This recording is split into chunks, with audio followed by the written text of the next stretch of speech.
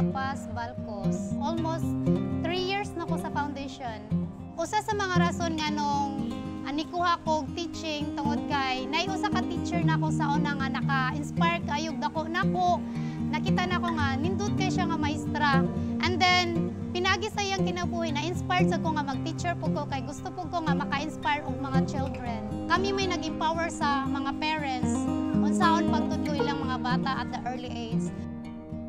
Kada batch nag-handle jud ko mga 20 to 24 families or beneficiaries. Kami sa center tinabangay ra gyud kay mi.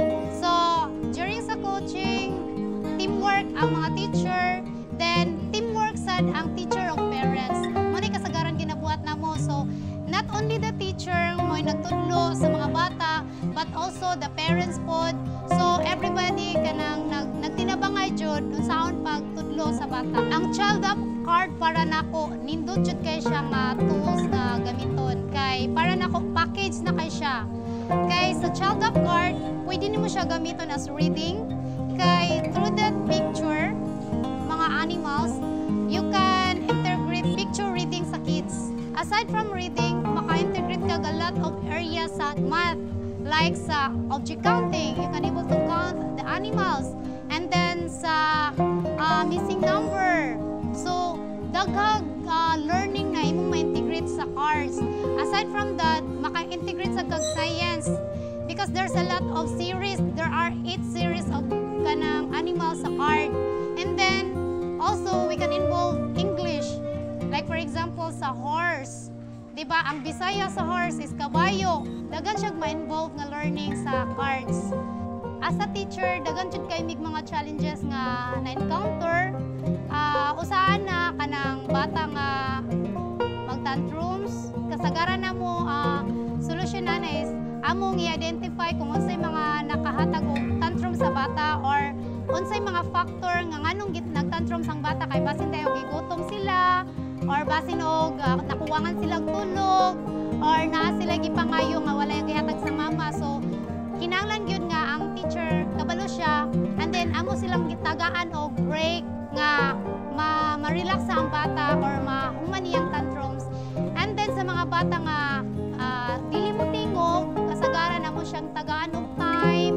Kay mostly kay mauwaw man gud na sila nganong di sila mo tingog, tagaan na mo siya time nga ma-familiarize niya ang room, ma-familiarize niya ang mga tao sa suot sa room. So muni kasagaran nga ginabuhat na mo sa mga bata nga dili mo tingog.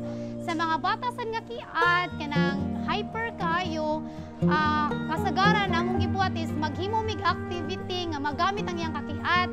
So activity nga na siya physical involvement, although kiat siya, nag-learn gihapon siya. Ang mga buta nga nakatunan ako sa foundation is ning taas gid akong pasensya. Kay before kay dili gid kay ko nga nakapasensyo. So nakakatun jud ko nga unsaon pagpasensya sa mga parents, then sa mga bata nga kiat kaayo. And then aside from that, nakakatun sad ko unsaon pag-deal sa mga different kind of character sa mga bata. So naka-learn ko unsaon sila pag-handle sa mga parents. Sa una, mauwaw kay ko makikistorya og parents. But now, kadugayan, naanad na lang ko. Hangtod nga, nakatun na lang ko unsaon pag-deal og parents. Then sama na naman sa mga parents nga, murag friends lang ba? We have a big role nga gigampanan na nga mga bata kay kung siguro dili tungod na more, dili tungod sa foundation, these children kay mostly good aning mga bata gipasagdaan ra sa gawas. So dili nila pa eskwelahon sa daycare. Through this foundation, pinaagi na mo mga teacher. So at the early age, naka-learn na ang mga bata. Then with the help of the parents pod.